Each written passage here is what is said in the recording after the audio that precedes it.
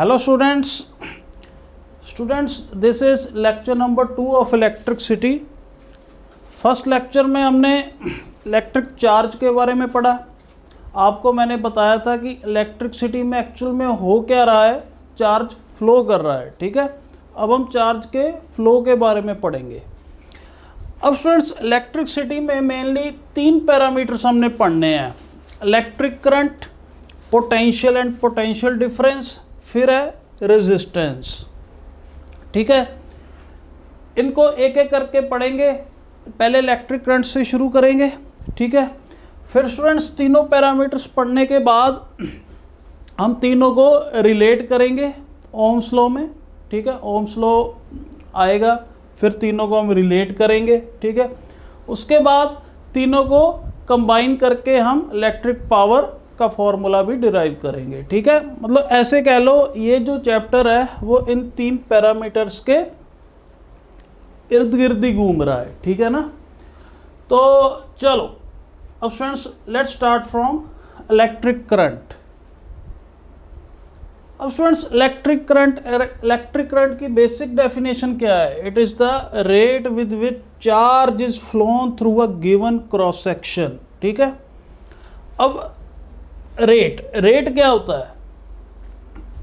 जब भी डिनोमिनेटर में टाइम आ जाए। ठीक है, इसको मैं ऐसे भी कह सकता हूं, it is the charge phloem per unit time. ठीक है ना, पर यूनिट टाइम, या ऐसे कह लो 1 सेकंड में कितना चार्ज फ्लो किया, किसमें से? Through a given cross section. मतलब ये देखो क्रॉस सेक्शनल एरिया।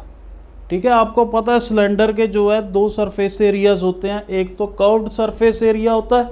ठीक है, कर्व्ड सरफेस एरिया कितना होता है? 2 पाई RH। और एक होता है cross sectional area. Cross sectional area क्या होता है? पाई R स्क्वायर। ठीक है, तो ये क्रॉस सेक्शन की बात हो रही है जिसका एरिया पाई R स्क्वायर है। ठीक है, मतलब कि 1 सेकंड में कितना चार्ज फ्लो कर गया इस क्रॉस सेक्शन में, वो क्या होता है? करंट होता है। ठीक है, अब स्टूडेंट्स आपको थोड़ी सी हिस्ट्री में बताता हूँ। एक्चुअल में इलेक्ट्रिसिटी जब डिस्कवर हुई, ठीक है, तब इलेक्ट्रॉन डिस्कवर नहीं हुआ था। तो ऐसे कहा जाता था कि जो करंट है वो प्रोटॉन्स के फ्लो के वजह से आता है। ठीक है, ये 19th सेंचुरी की बात हो रही है। ठीक है, मतलब कि जो करंट है कहते कि वो प्रोटॉन्स की फ्लो की वजह से आया, क्योंकि इलेक्ट्रॉन की जो डिस्कवरी है ना ये हुई है 1896-97 में। ठीक है, और इलेक्ट्रिसिटी पहले ही डिस्कवर हो गई थी। तो जब इलेक्ट्रॉन डिस्कवर हुआ, फिर मतलब कि ये समझा गया कि इलेक्ट्रॉन्स ही फ्लो कर सकते हैं, प्रोटॉन्स फ्लो नहीं कर सकते। प्रोटॉन्स तो न्यूक्लियस में होते हैं, न्यूक्लियस हैवी है, वो फ्लो कर ही नहीं सकता, सिर्फ इलेक्ट्रॉन्स फ्लो कर सकते हैं। ठीक है, तो अब थोड़ा सा हम समझते हैं एक्चुअल में करंट जो है वो किसकी वजह से आएगा? इलेक्ट्रॉन्स की फ्लो की वजह से। प्रोटॉन्स कभी फ्लो नहीं करते। ठीक है, ये बात आपने जान लेनी है। अब हुआ क्या स्टूडेंट्स, देखो अब देखो ये रेड जो है this is the positive charge, protons कह लो, और ये जो ब्लू है this is a negative charge, जिसे इलेक्ट्रॉन्स कह लो। ठीक है, थोड़ा सा मैं आपको चीज़ें बताना चाहता हूँ। आपको इतना तो पता लग गया कि जो करंट है वो किसकी फ्लो की वजह से आता है? इलेक्ट्रॉन्स की फ्लो की वजह से। ठीक है, अब इलेक्ट्रॉन्स पे क्या होता है? नेगेटिव चार्ज, मतलब कि नेगेटिव चार्ज की फ्लो के वजह से करंट आता है। कई बार ना स्टूडेंट सिचुएशंस ऐसी हो जाती हैं जब हमें पॉजिटिव चार्ज भी फ्लो करवाना पड़ता है। मतलब पॉजिटिव चार्ज भी, मतलब जब भी हम इलेक्ट्रिक पावर की मान लो डेरिवेशन करेंगे तो पॉजिटिव चार्ज भी फ्लो करवा सकते हैं अपनी कन्वीनियंस के लिए। ठीक है, तो थोड़ा सा आपको मैं आज बेसिक्स बताना चाहता हूँ। स्टूडेंट्स ऐसे समझो, अगर मान लो 100 इलेक्ट्रॉन्स अगर राइट टू लेफ्ट आ रहे हैं, ठीक है, उसके कारण जो करंट आएगा that is equivalent to 100 protons अगर लेफ्ट टू राइट जाते हैं। ठीक है, दोबारा समझो, अगर 100 इलेक्ट्रॉन्स राइट से लेफ्ट मान लो, 1 सेकंड मान लो, टाइम मान लो, ठीक है, 1 सेकंड में यहाँ से यहाँ जा रहे हैं, उसके कारण जो करंट आएगा that is equal to the, अगर 100 प्रोटॉन्स लेफ्ट से राइट जाएं, ठीक है, उसी 1 सेकंड में। इसको हम प्रूव भी करते हैं, ठीक है। अब चलो, अब स्टूडेंट्स यहाँ पे नेक्स्ट देखो, नेक्स्ट है डायरेक्शन ऑफ करंट, ठीक है, करंट की direction. By convention direction of current is taken as the direction of flow of positive charges. अब स्टूडेंट्स हुआ क्या था ना, इलेक्ट्रिसिटी तो आपको बताया मैंने पहले डिस्कवर हुई थी, इलेक्ट्रॉन बाद में डिस्कवर हुआ, तो और इलेक्ट्रिक मतलब करंट जो फ्लो है वो माना गया कि प्रोटॉन्स की वजह से होता है, ठीक है, मतलब प्रोटॉन्स जिस डायरेक्शन में जा रहे हैं उस डायरेक्शन में करंट है, ठीक है, ये माना गया। मतलब हम अभी ऐसे समझो इलेक्ट्रॉन की डिस्कवरी नहीं हुई है, ये माना गया था कि करंट जो है वो प्रोटॉन्स की फ्लो की वजह से आता है और प्रोटॉन्स जिस डायरेक्शन में फ्लो कर रहे हैं उसी डायरेक्शन में करंट है, ठीक है। तो ये डायरेक्शन मानी गई, करंट की direction is taken as the direction of flow of positive charge. जिस डायरेक्शन में प्रोटॉन्स पे पॉजिटिव चार्ज होता है, जिस डायरेक्शन में प्रोटॉन्स फ्लो कर रहे हैं उसी डायरेक्शन में करंट होगा। अब जब इलेक्ट्रॉन डिस्कवर हो गया फिर तो पता लग गया कि करंट प्रोटॉन्स तो फ्लो नहीं करते, इलेक्ट्रॉन्स फ्लो करते हैं और करंट इलेक्ट्रॉन्स की फ्लो की वजह से आता है। तो जो डायरेक्शन है ना, डायरेक्शन उन्होंने जो पहले मान ली थी, ठीक है, प्रोटॉन्स की डायरेक्शन में करंट होएगा, वही रखी। तो बाय रूल, बाय कन्वेंशन जो डायरेक्शन ऑफ करंट है वो is taken as the direction of flow of positive charge, ठीक है, और thus the direction of current is opposite to direction of flow of negative charge, ठीक है। अब इसको थोड़ा सा समझो आप, प्रीवियस स्लाइड देखो। अब देखो, आपको मैंने बताया कि 100 प्रोटॉन्स अगर 1 सेकंड में लेफ्ट से राइट जाते हैं, ठीक है, उसके कारण जो करंट आएगा वो किसके इक्वल आएगा, अगर 100 इलेक्ट्रॉन्स 1 सेकंड में राइट से लेफ्ट जाते हैं, ठीक है। अब करंट की जो डायरेक्शन है,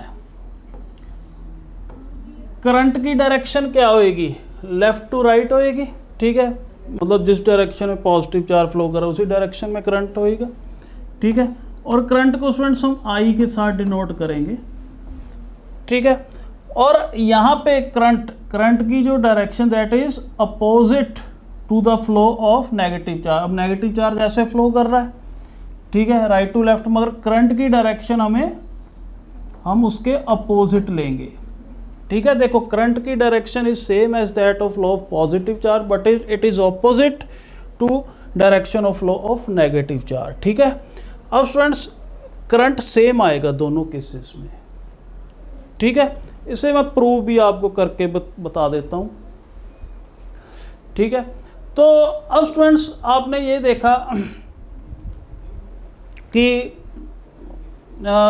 अगर मतलब कोई भी क्यू चार्ज, मान लो प्लस क्यू चार्ज, ठीक है, प्लस क्यू चार्ज अगर 1 सेकंड या किसी टी टाइम में, टी सेकंड्स में, ठीक है, लेफ्ट टू राइट जाता है, उसके कारण जो करंट आएगा that is equivalent to minus q charge अगर टी सेकंड्स में राइट टू लेफ्ट जाए, ठीक है। मतलब इसके कारण जो करंट आएगा वो किसके इक्वल होएगा, अगर माइनस क्यू चार्ज इधर से इधर जा रहा है, ठीक है, प्लस क्यू चार्ज अगर इधर से इधर जा रहा है दैट इज उसके कारण जो करंट आएगा वो सेम होएगा अगर माइनस क्यू चार्ज इधर से इधर जाए, ठीक है। इसे हम प्रूव भी कर लेते हैं।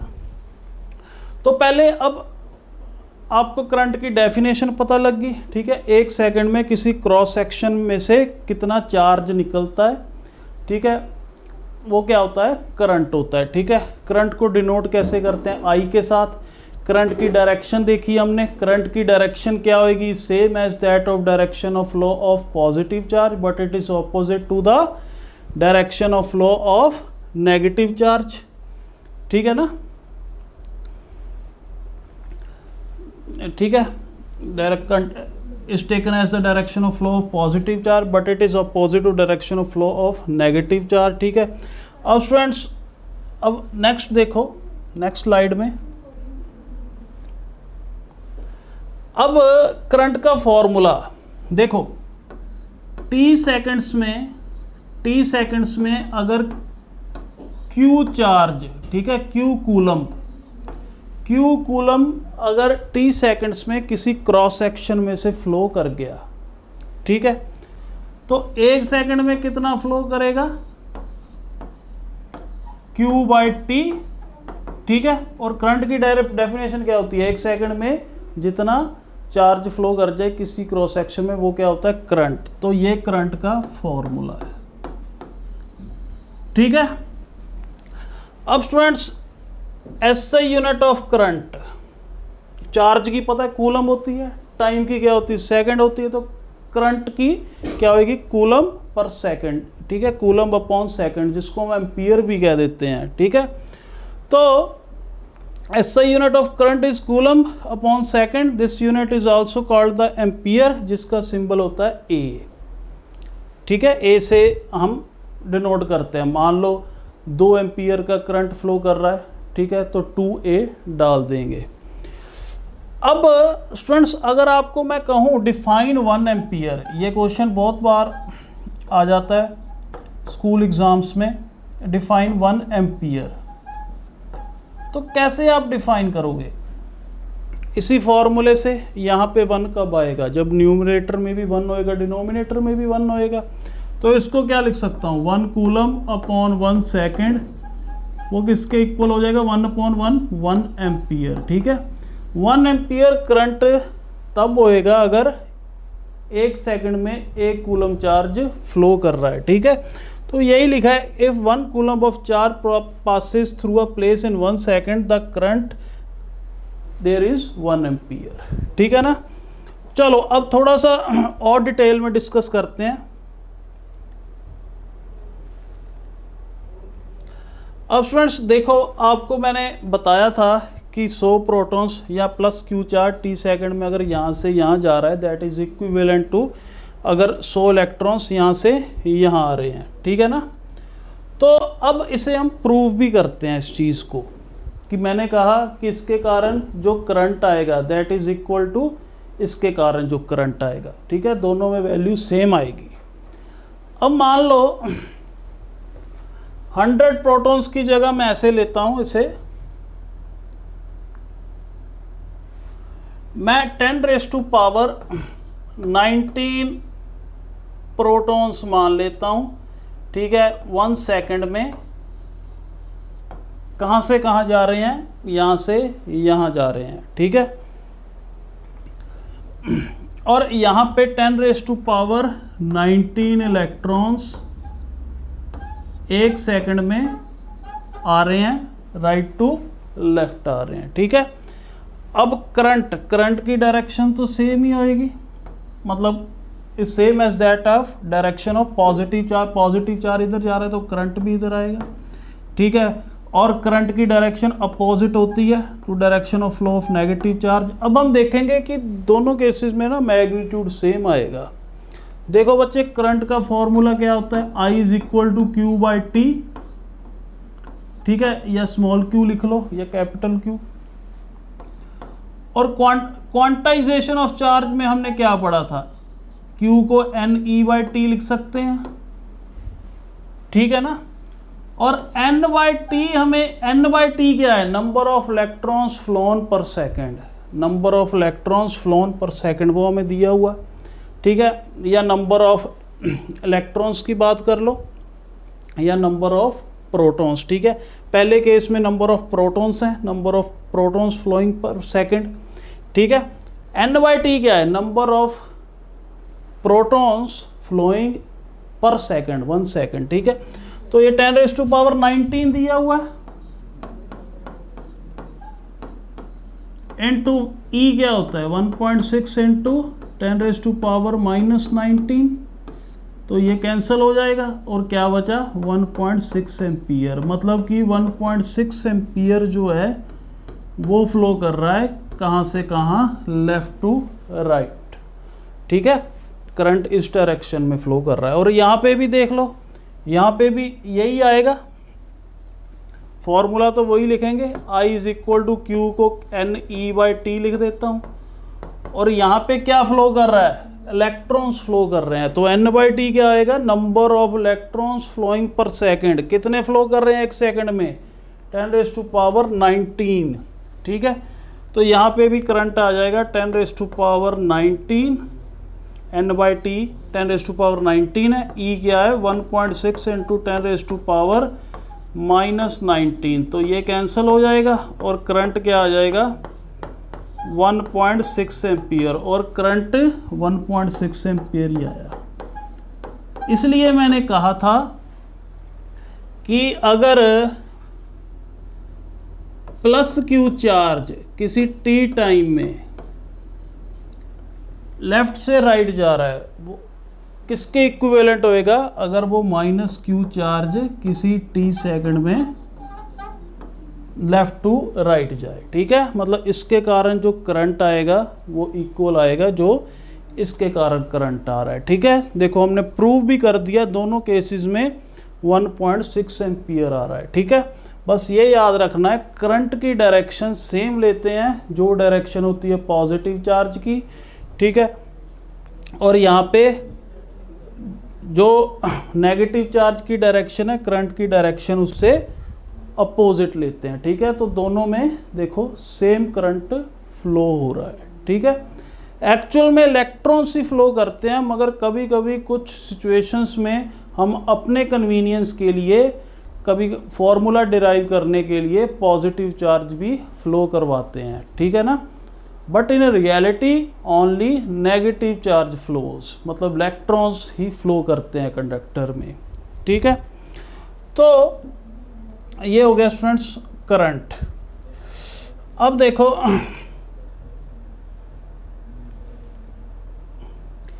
ठीक है, अब स्टूडेंट्स एक्चुअल में ना आपको सर्किट बनाया हुआ है। सर्किट क्या होता है उसको भी डिफाइन करते हैं। Circuit is the closed end continuous path of current. ठीक है, अब ये सर्किट है, ये स्विच है, दिस इज स्विच,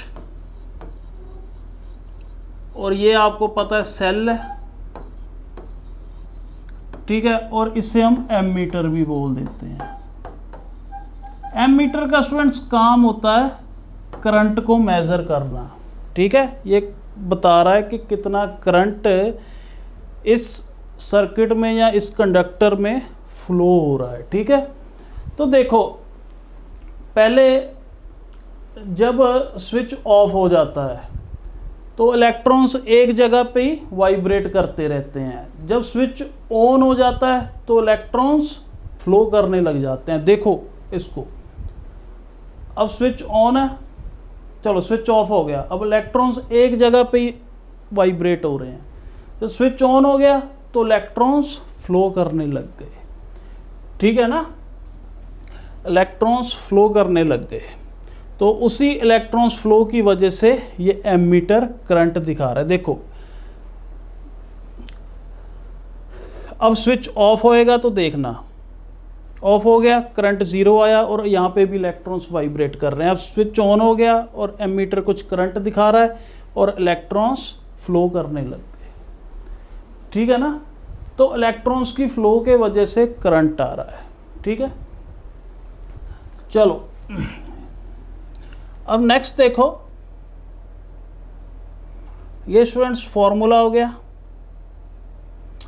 अब स्टूडेंट्स यहाँ पे चलो थोड़ा सा और आपको मैं सिग्निफिकेंस समझाता हूँ करंट का। एक्चुअल में स्टूडेंट्स करंट क्या है, rate of flow of charge या rate with which charge is flown through a given cross section. ठीक है, rate of flow of charge है, रेट आता है डेफिनेशन में। स्टूडेंट्स रेट बहुत इंपॉर्टेंट चीज़ होती है। अब मान लो किसी आदमी में से मैं 2 कूलम चार्ज पास करवाता हूँ 10 घंटों में। ठीक है, और दूसरे आदमी से मैं 2 कूलम चार्ज पास करवाता हूँ 10 सेकंड्स में, तो चार्ज तो सेम फ्लो हुआ है, मगर समझो यहाँ पे 2 कूलम चार्ज 10 घंटों में पास हो रहा है। मतलब कि इसे थोड़ा सा ही महसूस होएगा, इसको ज़्यादा कुछ पता नहीं लगेगा कि मेरे में से चार्ज फ्लो हो रहा है, ठीक है। बहुत कम गुदगुदी होगी बस, कुछ ज़्यादा नहीं होगा। मगर यहाँ पे ये जो 10 सेकंड है ना, ये इसकी ज़िंदगी के लास्ट क्षण होंगे, ठीक है, आखिरी क्षण होंगे। बस इसके पास 10 सेकंड ही है, उसके बाद ये भगवान को प्यारा हो जाएगा, ठीक है। मतलब कि ये यहाँ पे करंट कितना हो गया, Q/T फॉर्मूला लगाओ, ठीक है। एम्पियर में कब आएगा, जब टाइम सेकंड्स में होएगा, ठीक है। Seconds is the SI unit, coulomb per second ampere होता है, तो इसको आप कन्वर्ट करो सेकंड्स में। 1 आवर में 3600 सेकंड्स होते हैं, ठीक है। तो मतलब कि काफ़ी कम करंट आ गया, मतलब 1/18,000 एम्पियर, काफ़ी कम करंट है। और यहाँ पे करंट कितना आ जाएगा, Q/T मतलब 2/10, 0.2 एम्पियर, ठीक है। 0.2 एम्पियर बहुत करंट है किसी आदमी को ऊपर पहुंचाने के लिए, ठीक है। तो वही रेट इंपॉर्टेंट है। हम दोनों में से हमने सेम चार्ज पास करवाया, मगर अगर वही चार्ज 10 सेकंड में पास करवाया तो इसका कुछ भी नहीं बचेगा और इसको कुछ पता नहीं लगेगा, ठीक है। तो ये सिग्निफिकेंस होता है रेट का, करंट का, ठीक है। चलो अब स्टूडेंट्स देखो next, circuit and it's element. Circuit आपको मैंने समझाया, सर्किट क्या होता है, closed end continuous path of current, ठीक है। तो ये कुछ सर्किट के एलिमेंट्स हैं, ठीक है। बल्ब लगा दिया, स्विच अभी हमने देखा था, ठीक है। ये देखो अभी यहाँ पे हमने स्विच भी देखा, ठीक है, और एमीटर भी देखा, ठीक है, बैटरी भी देखी, ठीक है, और ये कंटिन्यूअस पाथ है। अब आप इसको थोड़ा सा और समझो। अब सर्किट में हमेशा बच्चे, अब यहाँ पे देखो एमीटर को हम इस तरीके से डिनोट करते हैं, ठीक है। हमेशा वो बॉक्स डब्बा थोड़ी ना बनाएंगे, हम इस तरीके से बना देंगे, ठीक है। स्विच तो वैसे ही है। सब बल्ब अब पूरी ड्राइंग थोड़ी ना बनाएंगे, ठीक है, उसका सिंबल बना देंगे, ठीक है। प्लग का, ऑफ का आप ऐसे भी बना सकते हो, ऐसे भी बना सकते हो, ठीक है। और ऑन का आप इस तरीके से भी बना सकते हो, इस तरीके से भी बना सकते हो, ठीक है। हमने दोनों देखा अभी। और कंडक्टर की जगह हमें हमेशा मतलब सिलेंडर नहीं वो लगाएंगे, ठीक है, इस तरीके से रिप्रेजेंट कर देते हैं। वेरिएबल रजिस्टर, जहाँ पे रजिस्टर चेंज हो रहा है, ठीक है, इसको भी पढ़ेंगे, तो उसको इस तरीके से रिप्रेजेंट करेंगे। अगर 2 वायर्स क्रॉस कर रही हैं, ठीक है, विदाउट कनेक्शन, तो इस तरीके से रिप्रेजेंट करेंगे। अगर कनेक्शन हो रहा है 2 वायर्स का, तो इस तरीके से रिप्रेजेंट करेंगे। ये एमीटर का सिंबल है, ये वोल्ट मीटर का। एमीटर आपको पता लग गया, एमीटर क्या करता है, एमीटर करंट को मेजर करता है कि कितना फ्लो कर रहा है, और वोल्ट मीटर पोटेंशियल डिफरेंस को वो पढ़ेंगे, ठीक है। तो मैं क्या बताना चाहता हूँ कि यहाँ पे अगर सर्किट बनाना है, ठीक है, और हम नेक्स्ट लेक्चर में देखेंगे, हम बैटरी को भी ऐसी हमेशा ये सेल नहीं बनाएंगे, ठीक है, इस तरीके से रिप्रेजेंट कर देते हैं, ठीक है।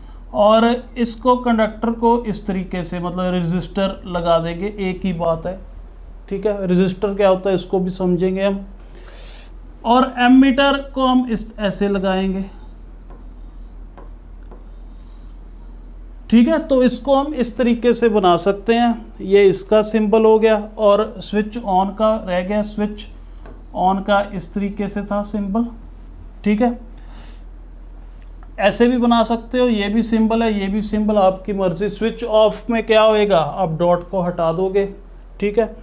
तो हमेशा हमें ऐसे डायग्राम, ये डब्बा बनाने की ज़रूरत नहीं, इसका सिंबल ये हो गया, ठीक है। कंडक्टर को ऐसे नहीं बनाएंगे, रेजिस्टर बना देते हैं, ठीक है।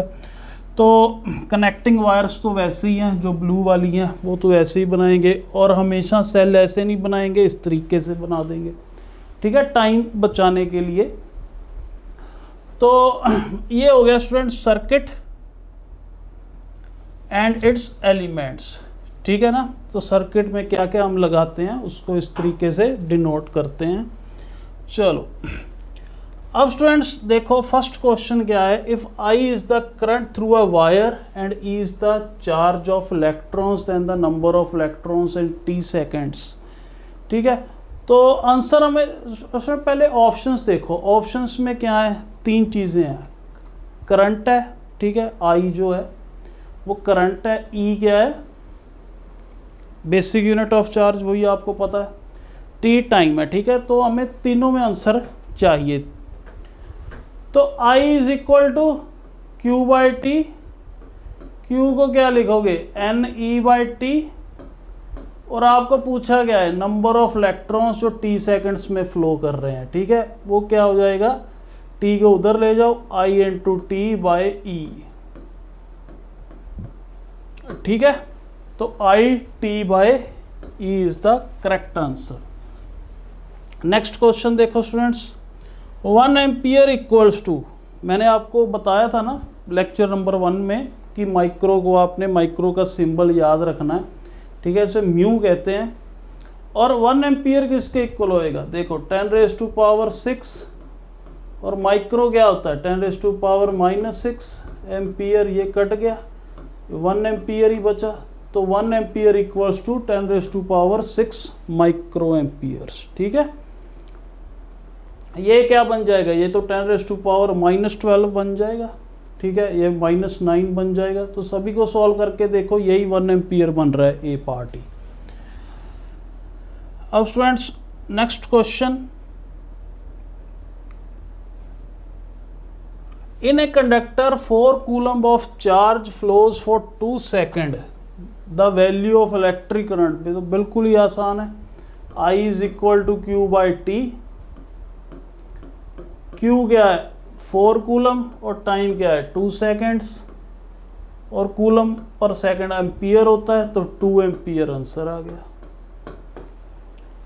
ठीक है students, B is the correct answer. अब how many electrons constitute a current of 1 micro ampere, मतलब कि वही फॉर्मूला वही लगना है, क्यू बाई टी, ठीक है। 1 माइक्रो एम्पियर मतलब 10⁻⁻⁶ एम्पियर में कितने इलेक्ट्रॉन्स हैं, क्यू को एन ई लिखो बाई टी, ठीक है।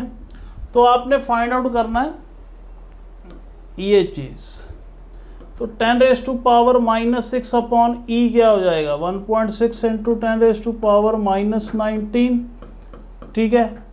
तो ये नंबर ऑफ इलेक्ट्रॉन्स, ठीक है, फ्लोइंग पर सेकंड, यही आपने फाइंड आउट करना है, ठीक है स्टूडेंट्स। तो यहाँ पे चलो इसको 1 सेकंड मान लो, तो 10⁻⁻�6 इंटू ये +19 आ जाएगा, ठीक है, और ये आ जाएगा 10/16 लिख सकता हूँ इसको, ठीक है। तो ये 1 सेकंड पुट कर दो, तो n हमने निकालना है।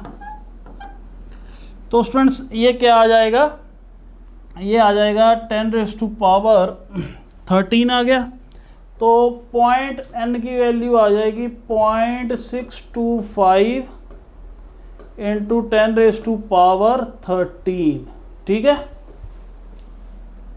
तो n को हम ऐसे लिख सकते हैं 6.25 इंटू 10⁻12, ठीक है, ऑब्वियस है। तो आंसर क्या आ जाएगा 6.25 इंटू 10⁻12, ठीक है।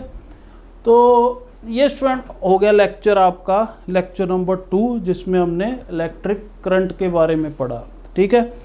अब इसमें एक पैरामीटर हमने पढ़ा करंट, ठीक है। अब नेक्स्ट लेक्चर में हम नेक्स्ट पैरामीटर पढ़ेंगे पोटेंशियल एंड पोटेंशियल डिफरेंस, ठीक है, और रेजिस्टेंस भी उसके साथ ही पढ़ लेंगे। 3 पैरामीटर्स पढ़ने के बाद फिर हम इनको रिलेट करेंगे, ठीक है। तो नेक्स्ट लेक्चर में हम पोटेंशियल एंड पोटेंशियल डिफरेंस पढ़ेंगे, दैट इज़ लेक्चर नंबर 3।